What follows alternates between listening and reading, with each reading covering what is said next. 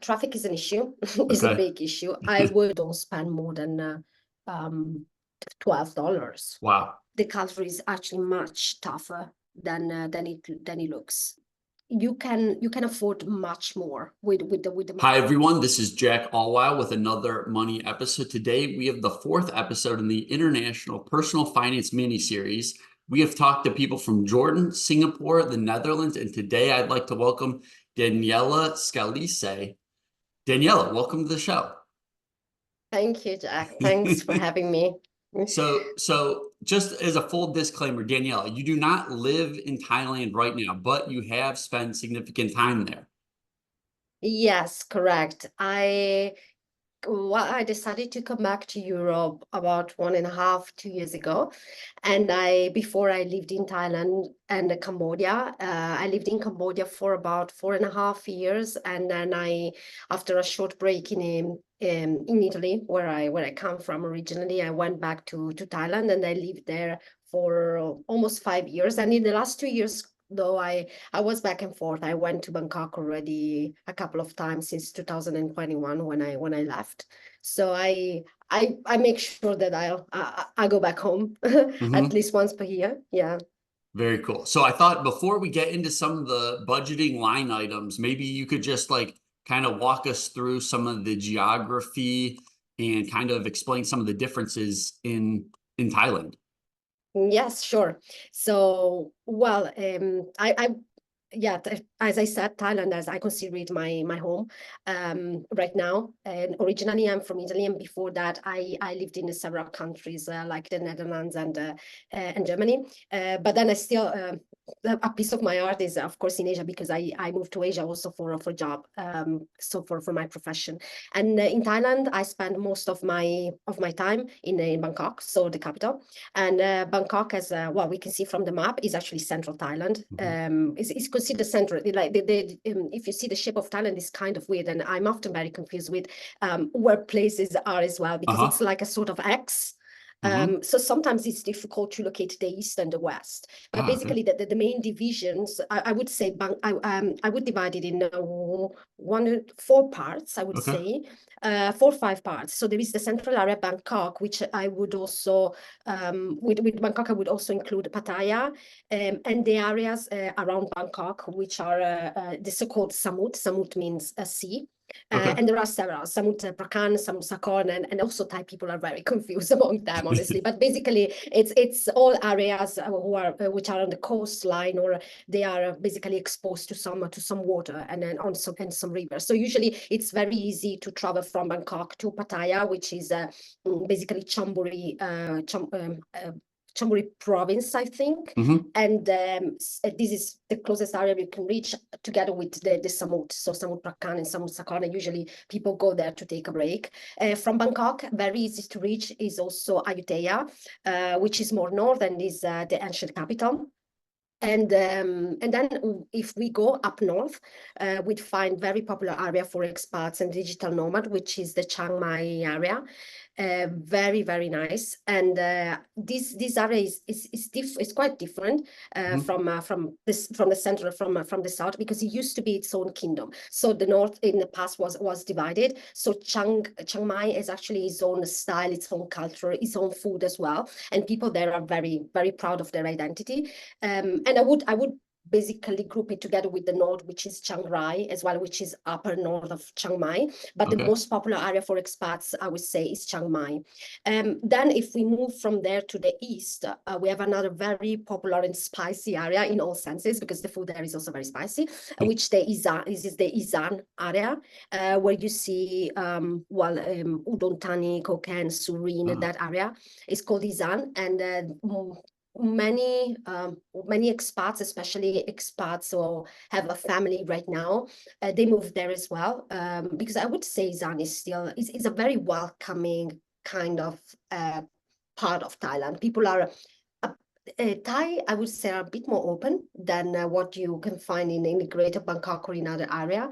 areas of Thailand, and the food is very nice, and it's a very quiet place in comparison to Bangkok. There is also a pretty countryside, so many expats move there as well. And then basically the rest is, I would say, the south. The south is not was so popular among expats usually. Also, like the southern we go, the more dangerous it is. There has been some clashes in the area between Malaysia and Thailand, so it's not considered as a fully secure area. But still, up to when you say Phetchaburi, I don't know if you know, Phetchaburi is a little bit Chompong until Chompong Ranong, that area. I think, and then of course there is Phuket that is very, very famous, and also Songkhla. There is still like very safe, and it's a very touristy area. But usually, as I said, except for Phuket, where there are many expats as well, there is also, well, these are tourist destinations, and there are some expats living there as well. And we here, the culture again is very different. Is more exposed to the Muslim area. There are Muslim people, Muslim community, and also we are getting closer to Malaysia. So there is this influence, and also in the food. The food is much more Islamic in that sense. There is more bread, more the more curries, which is something that you can find in Malaysia as well. So Gotcha. yeah. Are the clashes in the South part that you were mentioning that make it a little more dangerous? Is that religious related? Religious, and also sometimes against resistance against governments, but it would be government religions. It's not really the classic, if I remember correctly, red shirts against the yellow shorts. It's more they want to be independent areas. It's not, these of course, like as I worked for the UN in the last couple of years of my career, I was more aware of these problems, of course. But as a tourist, I remember when I went there initially, you you don't feel the danger. Let's say it's still pretty safe. It's just that nationally they advise you not to travel to the most southern areas, like at the border with Malaysia. That is the most dangerous part. Yeah. Okay. So when on your initial visit, what was it about like Thailand? Was it really, were you just moving for the job, or was there something about Thailand that you kind of specifically targeted? Like, yes, this really like resonates with me. I'd like to live there. Yeah, that's a good question, because it's a very different, there are similarities with Cambodia, but it's still a different country, very different country. In reality, for me, it was by chance, because after my project ended in Cambodia and I went back to Europe, I had a feeling that I wasn't done with Asia, so I wanted to go back, and I started sending my CV around, and I found a job in Thailand. So I initially found a job that sponsored me. I worked for NGOs for basically most part of my career, social enterprises and NGOs, and there was this international NGO who hired me, Care International, which is very famous. It was the Thai branch of Care International. So I left Italy already sponsored, so they paid for my visa. I went all the way to Rome to get my visa it was a temporary visa for 3 months, and then it allowed me to enter the country. And then after those 3 months, they support you to get your 1 year, 2 year visa, which is attached to your contract. But before that, when I was living in Cambodia, I went to visit Thailand several times, because Thailand is, I must say, is a hub, is a point of reference for any expats in the area in Southeast Asia, because this, especially health-wise, standards are higher than the rest of Asia, and it's a pretty safe country. Well, so Southeast Asia is safe in reality, but what makes Thailand different from other countries is that it has been more exposed to Western standards, particularly American standards. So you find many landmarks, comfort food, anything, bars, cafes, that usually Westerners like, and they feel more comfortable, more at home. But for me, that is actually has never been a thing or the reason why I decided to move to Thailand. Actually, I was happy with my simpler life in Cambodia as well. Interesting. Okay. Well, wow, interesting. Well, so Danielle, so like one thing, so as we're getting into like budgeting in Yeah. Thailand with that in mind, one thing that's really, strapping Americans is healthcare costs. Can you like and Mhm. I know at the UN you probably did have private healthcare, I'm guessing, but I'm kind of curious, did you get Yeah. a feel for the healthcare in Thailand? Yeah. Well, most of well, yes, you're correct. Most expats, I would say that I know, or they moved to Thailand, they were sponsored by their job. Mhm. So usually the job is the easiest way to go. It takes care of your health insurance and of everything and of the visa as well. So most of the times they actually take care of the cost, which is well, which is a lot because it means also taking care of the bureaucracy, and especially when you have to deal with the visa, the processes can be very lengthy. But I know that basically there are several options if you want to well if you want to go to Thailand, but most of them are attached to the visa. Okay. I know, for instance, it means that when you apply for the visa, you actually have to show to the government that you have some that you bought some health insurance. Okay.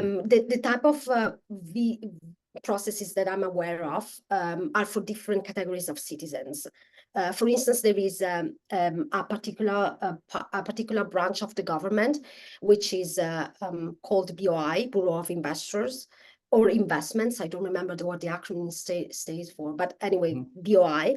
And basically the BOI is in charge of taking care of those kind of citizens who are wealthy citizens or move to Thailand with well, with the idea of working from Thailand, but they are wealthy, so they have some money at their disposal, and there are many, because many they are looking to stay in Thailand for over 10 years, for instance. So I'm talking about that category of citizens who have a long-term vision, and they want to stay in Thailand and they have money at their disposal. So for them, the BOI require from them an international health insurance and not a travel insurance, for instance, Okay. which is covering the entire course of staying in Thailand, with some coverage, for instance, for hospitalization and treatment. And if I'm not wrong, is not less than $50,000. So you have to show to the government that you have this amount of money, that is the coverage that you have from your insurance. And the same applies to those people who want to stay in Thailand for 1 year for business purposes. Uh, and is basically kind of similar process with the as the BOI, but they insured some changes because for more years they required like a treatment no less than 50,000. But for if you have like a 1 year visa, they insured some should be no less than $100,000, for instance. So it really depends on the length of your stay and also on the kind of money that you have at disposal. And you have many people in Thailand that, well, there is this differentiation because many people go there to pursue business or to have like their own business, but you have to prove to the government that you can support yourself in a way. And it doesn't work with a normal travel insurance, like you have to pay for your own. Then there are other people like myself who can stay for business purpose in Thailand less than 1 year, or they just ask for different visa, and for them there is no requirement. So you can basically be on any kind of health insurance. You can buy a general and a health insurance, and you don't have to ask permission to the government in this sense. Or most of the cases, as I said, is like you're sponsored by your job, so you don't have to worry about it because it takes care of you. So usually these are the three kind of categories I would say that I would pinpoint. Mhm. And for like any of them, there are different requirements that you have to show to the government. Gotcha. For the local population, do they have like socialized healthcare, or do they typically get their insurance through their jobs as well? Yes, yes, exactly. You only get there is no, unfortunately, social system as we know it in Europe, at least. In Thailand, there are public hospitals, and generally it can be, well, in comparison to other countries, the standard is always higher, but it's not the best or as good as private clinics. And unfortunately, if you don't work for a private company that sponsors you and gives you health insurance, the only one who get covered are the ones who are civil servant. So meaning they are working for the state. So if you are a civil servant, you can actually get coverage for your whole family as well. You're entitled to that. So you can cover yourself and your, but that's the only case. Otherwise, you have to pay, your own expenses. You have to pay. When you go to hospital. Yeah. Okay, cool. So let's talk about transportation. How is it getting around in Thailand? Do people even have cars? Are there buses? What's it look like? Yeah. Traffic is an issue. It's a big issue. I would, well, if you have a family, it makes sense to get a car. But you have to be very mindful of rush hours. You have to try to leave very early in the morning and before 4:30 in the evening, even before that, because usually civil servants and government staff finishes at about 4 p.m. So I would not recommend to use the car in Bangkok. Also, Bangkok as a city has a very tricky a road system, because it's divided in these little sois. Soy is like the small streets. So what happens is that the sois are kind of dead ends, or they are they have very intricate paths. So motorcycles and cars get stuck into the soy, and what happens is that they, of course, get everything else stuck on the road. So sometimes if a car has to turn into a soy, then has to wait for the other cars to move. So everything gets stuck. You can imagine all these little soys with all the cars stuck in the soy. So it can be a kind of nightmare. I think the easiest way to go around is by SkyTrain, which is also called BTS, and or metro, subway. And they are quite affordable. So for the SkyTrain, both for SkyTrain and Metro, you can buy a card, which is not the same. Unfortunately, they haven't standardized it in that sense, but it's quite cheap to top it up and just go around. And now they are expanding the BTS line. So before the BTS line arrived until like the very end of Sukhumvit, which is one of the most westernized neighborhood in Thailand. And then on the other side, it would be Chatuchak Market, which is one of the biggest touristic attraction. So you have like these opposite side on the skyline, but now they are expanding it. So the line is arrived all the way to the Samut, to the sea, and on the other side is going towards Ayutthaya. So they are actually working on expanding it, and it's still very affordable. There are buses, of course, but they are not that reliable, I would say. There are some, and it's a bit chaotic, the system. If you, I would not totally rely on buses. If you know your way around and you study the bus numbers that you have to take, then and you can catch them early in the morning, for instance, or be mindful about rush hours, then of course I would take a bus. But otherwise, I would also avoid buses. There is a further means of transport which is really cool, but unfortunately is also very polluted, and is the canal boat. It's like Bangkok is on the Chao Phraya, which is the main river, and you have main boats that are that go along the river, but you also have canal boats, because there is a canal system, like pretty much like Venice. But unfortunately, the water is really polluted and it really stinks. So it's super convenient, and it's nothing like, it's ridiculously cheap. Like seriously, and you pay by cash. Again, there is no card system, or the only way to pay it is with coins, with Thai baht, and it's actually quite fun, especially for tourists. It's quite fun, but again, as I said, it's quite polluted, and the water is stinky. When you say like ridiculously cheap, like can you give us a sense, like the SkyTrain, like what it actually costs, and so I would say that Well, you decided because you of course you top it up, but if you pay, I remember if you pay the average ticket is from 25 baht to 40 baht. So really, we are talking about €1, €1 and a half, I Okay. think, and with €100, which is sorry, 100 baht, which is around um now I don't maybe three and a half euro dollars. You can you get at least 3 4 tickets. Okay. So it's not the prices have gone up, of course. But let's say I was spending around less than 500 baht, which is around 15 euros, so $14 Wow. for a week, Okay. like going back and forward, return ticket twice, return ticket. So like I would say like back and forth 5 days per week at least once during the weekend. Okay. That is the more or less the price of I would budget something around say 20 something dollars per week if you are using it every day Okay. for the Not too SkyTrain. shabby. Mm, yeah.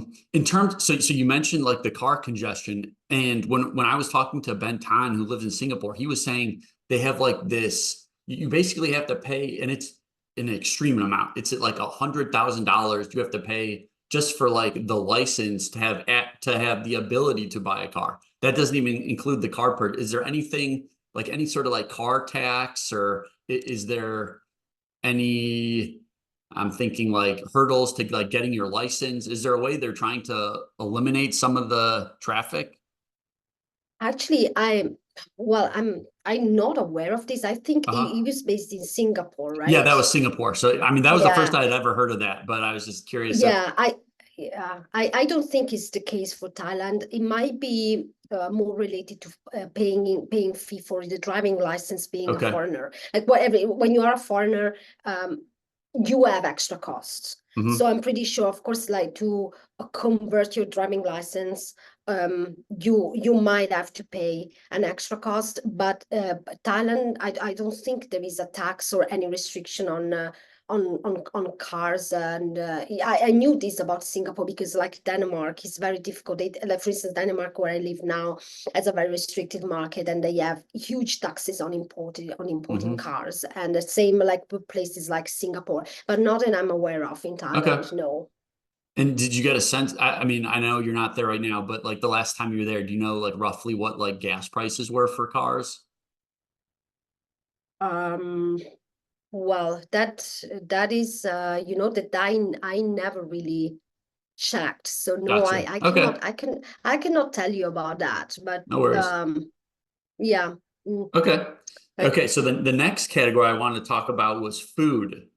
So let's dig into food. How do you like when you were in Thailand, roughly, do you remember how much you were spending, like, I don't know, per month on food, or what type of food can we expect in Thailand?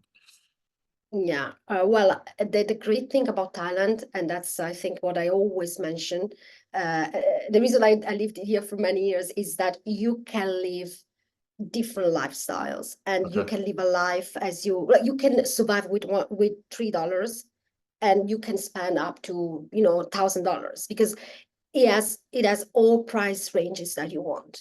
So that is amazing. I think like I don't know of any other places in the world that would allow this opportunity to access any kind of food, and also quality food, I would say.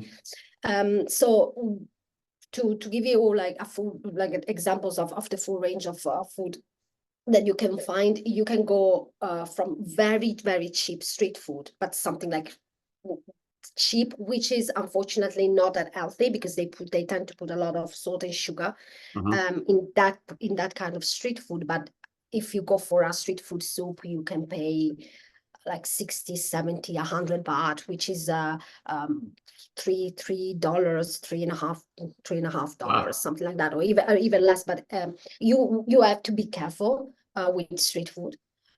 So I would say the street food is like around that price, from a 40 to 150 200 baht. So I I never remember to have paid more than $5-6 for street Wow. food.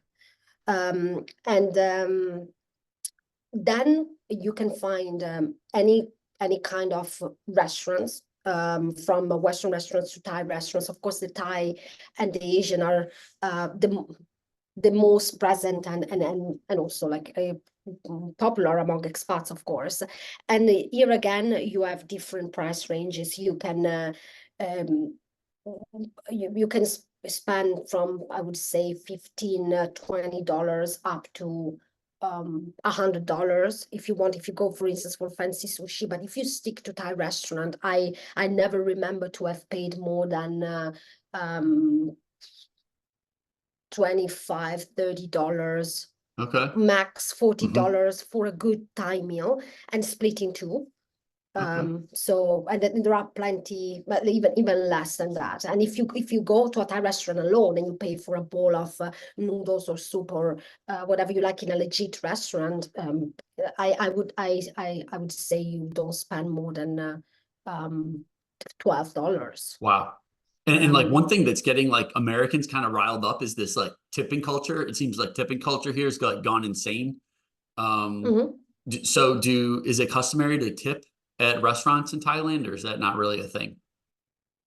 It's not common among Thai people. Okay. If you are a Westerner, yes, you usually you can leave 10 baht, 20 baht, 50 baht. I mean, even something small is appreciated, and Uh-huh. the Western people that even leave more, they leave up to $3, $4, $5, which is like Oh, nothing. But for Thai people, it's a lot. So among Westerners, yes, but Thai people usually they might leave 10 baht, they might leave less than $1 sometimes when yeah, but it's not usual. So no, there is not a huge tipping culture in gotcha. Thailand, I would say. Yeah, No. I mean, I was going to a smoothie place a couple like weeks ago, and this is the first time I've been to this place. And Yeah, they had one of these like iPads to pay on, and like the default yeah, went to like 25% tip. I'm like, whoa, no. yeah, It's like, yeah, yeah, I mean, exactly. it's getting crazy over here with the tipping. Yeah, So yeah, yeah, yeah. so people are curious about that. Yeah, yeah, no, it's no, there is no tipping culture, and and Thai people are super polite. If and they are not used to it, so they will thank you, 10,000 times, like because they sure appreciate it. But for grocery in general, I was living most of the time. I lived alone or with my Thai partner at the time, but I for a single person. And there are several categories of supermarket, but I think that most of the times I would not spend more than per week. Also considering that I was eating outside for lunch, because you always eat. It's so easy to have food outside in Thailand. So at least once per day you eat something, a bowl of noodle outside, Oh, and then like the grocery for the rest of the week would be no more than $40 per week, $45, considering that you eat outside once per day. So still like super mhm. affordable and cheap. And if you want to buy fancy cheese every day, maybe it gets higher, because of course these are imported stuff and they cost a bit more. But if you if you buy some cheese, if you buy some basic items, you can go up to $50, $60, $70. It also depends how much you eat, of course. Mhm. But being so easy to eat outside, like foreigners also, most of my friends actually is very common to eat outside twice per day, because it's Wow. so cheap. It's Uh-huh. even cheaper than do it, like sometimes they do like paying for your grocery. Wow. Is Yeah.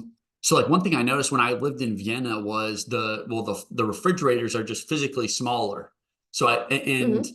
a lot of the fruit, I will give it credit, seems to be a little fresher. So but it goes bad quicker. So I felt like we were going more frequently. Like when you're going grocery shopping, are you kind of going just like once a week, or do you feel like you're going to pick up something every single day?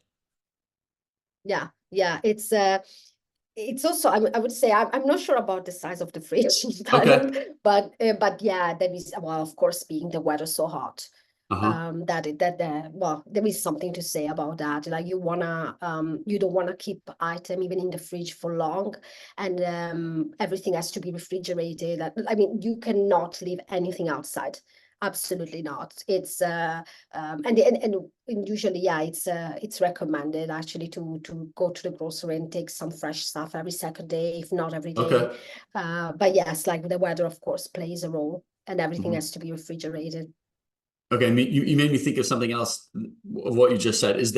Do most like apartments have like AC units, or is there, Mm, yeah, or yeah, yeah. yeah, Well, okay, most of I would say yes. There is in older apartment you still have only but I'm talking about very old apartment, because most of the most popular choice are modern condos in Bangkok, and they all have AC. okay, But if you fancy, or you have some contacts, or you like these old style Thai traditional houses, you can also find them. And for instance, I was living in a complex that was built for the American soldiers during the 70s, during the okay, Vietnam War, and many units had only fan, and okay, it was super cool. Like there was everything was very vintage as well, very well maintained and also refurbished. But we had to ask the owner to install the AC, because of course it's a house from the 70s, so he didn't have it.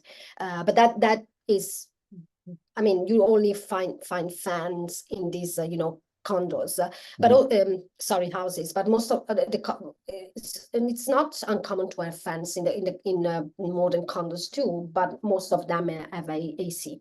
Yes. okay. I don't know if you know this, but like, so like the physical structures, like the housing, like in America, a lot of the housing is like wood framing, but like in Europe, it seems like they use a lot of like concrete block, like cinder blocks, and then fill it in.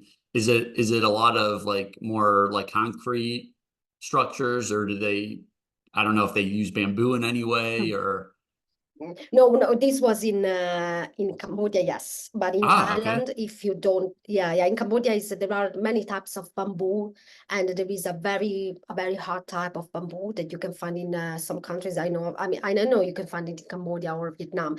I don't know about houses, but for sure some structures are made in uh-huh, bamboo. But okay, I would say in Thailand, even in the countryside, is still concrete, okay, and for sure in Bangkok is we are talking about like sky high condos is okay. the most popular and most even affordable choice Mhm. in a way. Yeah. Great. So most people's biggest budgeting item is their housing. Can you give us a flavor of what you were spending on rent, or how the Yeah. utilities seem to work there? Yeah. Well, I was paying well, I always rented out Mhm. apartments, and I was paying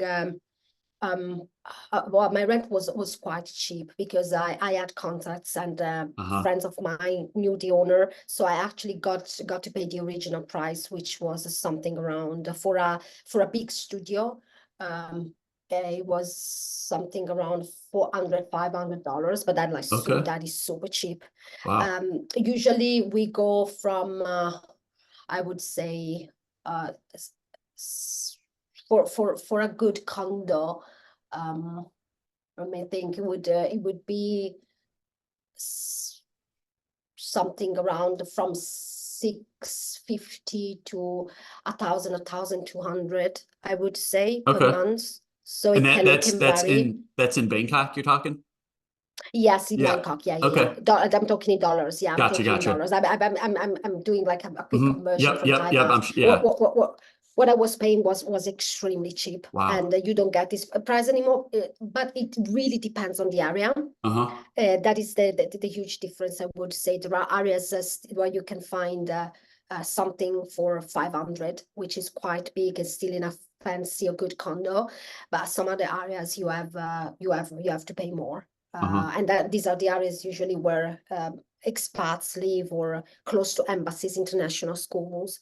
But if you pay, um, if you choose an option for 1,500 or 1,800 or 2,000, it means like you have a job. Usually you have a job, or you can afford it. You know what I mean? Hmm. Like there are, again, like as for food, also real rent prices are, there is a wide range. So you can really pick according to what you can afford, your job, what your job covers. And many times the job also helps you finding an apartment. And there are plenty of platforms and options out there. But as I said, and especially if you have local contacts or friends who have lived in Thailand before, they can advise you. Usually is a lot through networks, because there are a huge amount of expats in Thailand. And I got to know, like I actually lived in a place where my original landlord was American. I introduced me to his friends, and that's how I moved to my next apartment, and I find other deals. And especially there are many Americans in Thailand that went there during the 70s and the 80s, and so they stay there, and now they teach at university. So if you can access those kind of networks or know that kind of people, for instance, like there is the FCC, the Foreign Correspondent Club, where many of these people, hang around. So if you actually can access those kind of environments, you get to know them, and you get to know the system a little bit better, and you can find your way around. Yeah, so this is, I think, in terms of rent. Utilities, I would not pay, well, considering I was staying out for most part of the day, because it's still like, well, excluding when of course COVID time. But I would pay using air conditioning only nighttime, because I was at the office during the day, and that's what keeps the price very high. Okay. It's the aircon. Where the price with or without aircon really changes greatly. Okay. But I was not spending more than let me think, $150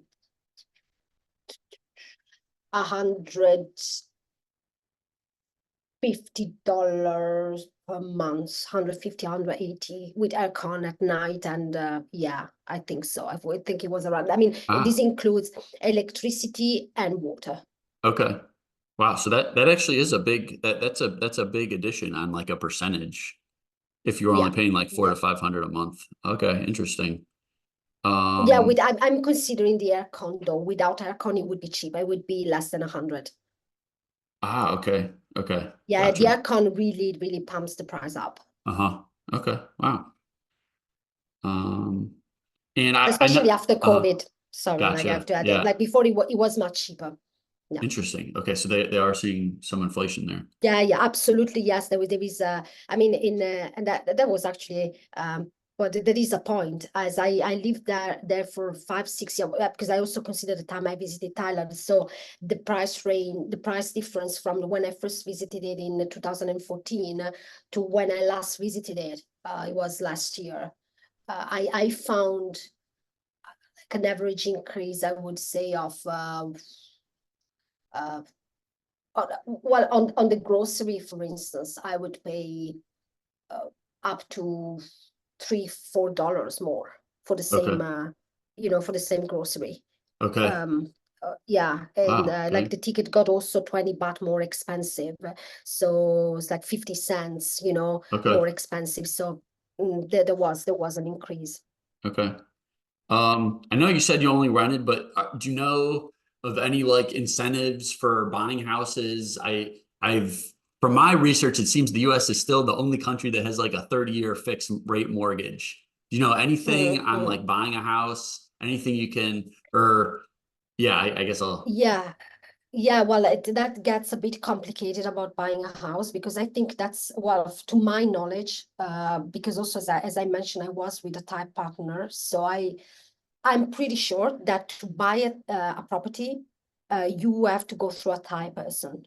So okay. as a foreigner, you cannot buy a property. So that Okay. is like a huge, you have to get a lawyer, or you have to get a financial consultant, and you have to go through a Thai name. You cannot do it. Like, I heard this some years ago that for Americans, there was an exemption, but I don't think that's the case. I double checked I did some research as well if laws had changed in the meantime, but it seems that no, you always have to have a wife or a husband or some family, some names. And honestly, like I think foreigners are using Thai names Really? you know, Okay. like to buy properties. Yeah, like Okay. there are many Americans and many foreigners that have been in Thailand for so many years, and they have relationships to Thai families, or they are close to Thai people, so they do that. But there are restrictions on real estate, on well, buying real estate in Hmm. Thailand. So that's what I can tell you. And to go through that, well, it doesn't sound quite easy. Okay. And you have to have a Thai bank account, if I'm not wrong. So you always have to have a Thai bank account, and you have to convert your money in Thai baht, if Okay. I'm not wrong. Yeah, Is that's what I know about uh-huh. well, real estate. Yeah. Okay. Speaking of like the currency conversions, is there any restriction, like how much, like if you're getting paid in baht, is there a restriction on how much you can convert into a different currency? Because I was just hearing like Argentina has like a stipulation where you're not allowed to convert more than X number of pesos per month or so, but and it hurts the locals because the currency is inflating at a very high rate, and they're basically trapped because they can't convert it into other things that aren't inflating away. So are there any restrictions on like currency conversions that you can think of, so do you No, have a Thai not bank account? I have actually two. Okay. No, the only if you and you can also like there is no restrictions, Okay, absolutely not. And I cool. always find it super smooth and super easy. But they do, if you do big transfers and from money transfers from your Thai account to other accounts, but we are talking about large amounts. That's Uh-huh. the only time was being checked upon, is because I transferred a lot of money, and I did it online because there are like banks in Thailand, especially I have a Kasikorn Bank, it's called. Okay. I really, I mean, I really like it as a bank because it allows you to do online transfer with Okay. zero fee. And I transfer a lot of money from my Thai bank account to my European bank account, and I think it was more than 15,000. And they actually asked for my salary slip, Okay. that because they wanted to see, because it was a big transfer. But that was the only time they checked on me. Otherwise, everything else, I always changed cash or transfer money or changed money, and with no restrictions as I know of. No. Okay, interesting. And in your Thai bank account, are you able to like convert from baht to like euros, right? And hold euros in your Thai bank account, or do they not do that? No, no, No. that I Okay. cannot do. No, it's Okay. not like I have a Revolut, and I do it in Revolut, for instance, which is a prepaid, and Okay. with an IBAN. It's like a European card, and I can do what you just said. But no, you only have Thai baht, at Gotcha. least in the two banks that I'm using. I don't know if other banks allow you to do so. Gotcha. Well, Daniela, is there anything else you can think of that someone budgeting in Thailand might be curious about? Are there any like things that maybe a European or an American wouldn't really think about budgeting for when if they were to live in Thailand? Yeah, well, in general, I think well, we covered pretty much everything. I would just say that life in general is far more accessible than other countries, like places, bars, cafes, Hmm. restaurants. You can afford much more with the money you earn, averagely. And you can also, it's very popular also among expats or Thai to go for the so-called staycation. So they, like it's a if you want, it's the silly habits that we developed during COVID as well. We could not go Uh, out of our uh-huh. own town. And so we would go to these infinity pools in fantastic hotels for a day or two.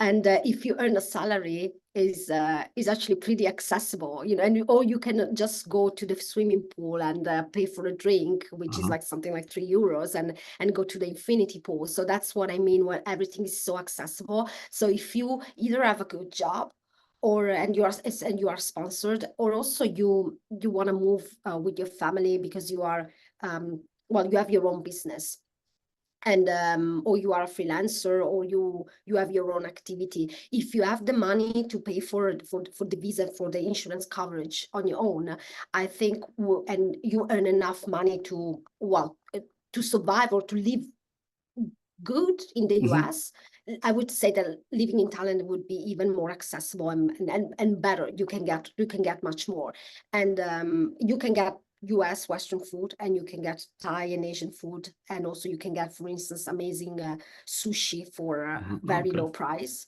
And yeah, it's life in general is more enjoyable, I would say, and it's easier, it's lighter than in a Western country. Okay. And so and even if you don't have an insurance, and like you want to go and test if you like the country, if you're going to want to stay there for a month, 3 months, and you will see, and you pay a visit to the hospital, and you pay a fee, because I was there as a tourist as well, and I paid it myself.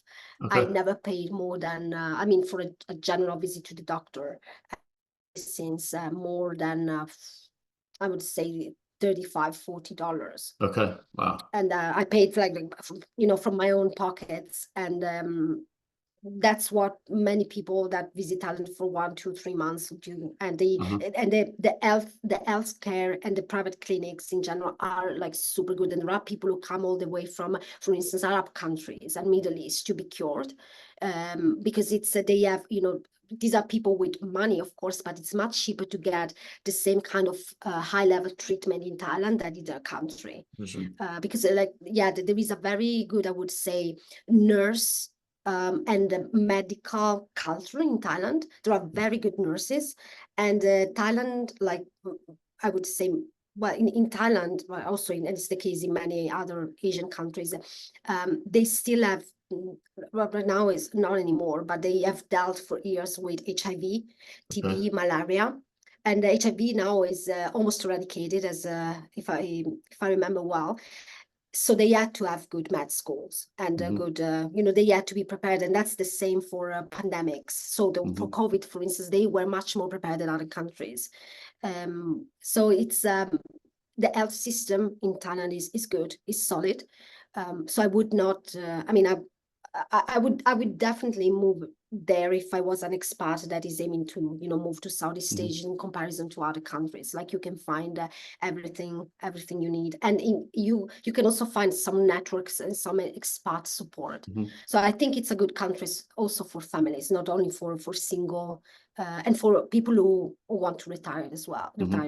It's a good option. Well, I mean, what would you say are the biggest like drawbacks or negatives on living in Thailand? Well, if you really want to live there, I think, well, we are always talking about democracies in transitions here, because it seems that what you see, especially when you go there to visit Thailand or as a tourist, is a very peaceful and enjoyable country, and seems like a paradise, but it's still like a democracy in transition. So I would say that there is sometimes, especially during some periods of the year, there might be some political tension.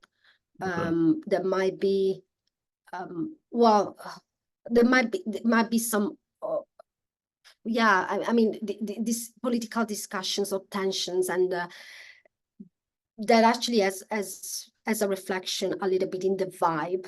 It's like you feel it around that. I see. It's not a fear or a danger, but it's you feel the tension, the political tension around the country.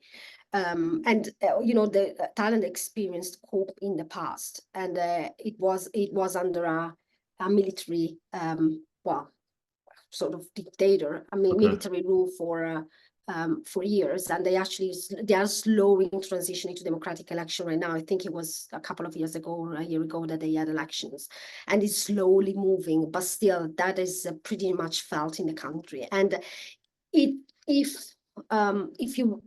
you want to stay there, and you have opportunity to deal with the local population, the culture is actually tougher than it looks. So as an expat, you can take your decision to stay, and that's also great about Thailand. You can stay in your own bubble, You can stay your own expat bubble, knowing some ties, have some professional networks, but your community would always be expat. But so you're basically dealing with the local culture every now and then. But if you have a Thai wife, a Thai family, or you have deep interactions with Thai people, the culture is actually much tougher than it looks. And so I Interesting. would, yeah, and I would also be careful.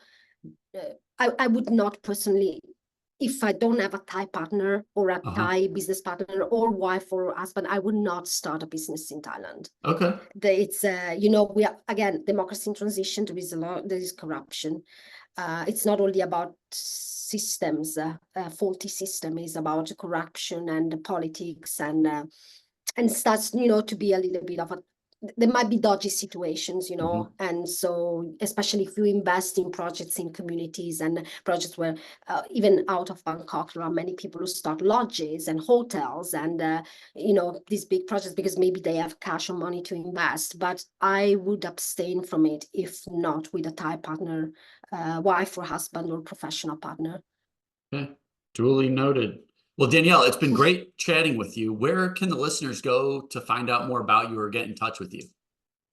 Yeah, well, I'm very active. Well, very active. I try to be active on X, which is X Twitter, and I am on LinkedIn as well. So my name and surname Daniela Scalise.